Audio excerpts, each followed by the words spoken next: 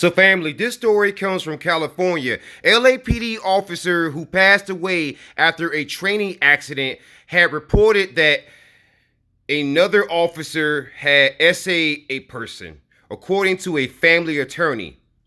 Wow, that is one explosive headline with some major implications. So let's get deeper into this story.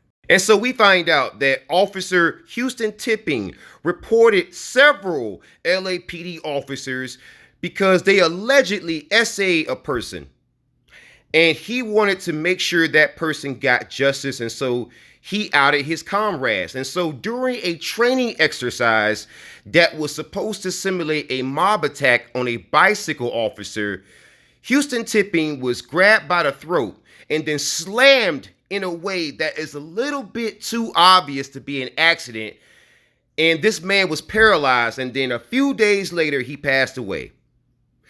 What are the odds that the same police officer who is a whistleblower, who told about other police officers violating a person in a very heinous way, is the same officer who just so happens to pass away during a training incident? Really? Do you really want me to believe that, LAPD? And we find out that according to the family's attorney, LAPD officer Brad Gage was at that training exercise, and Brad Gage was one of the officers that Houston Tipping said violated someone in a heinous fashion.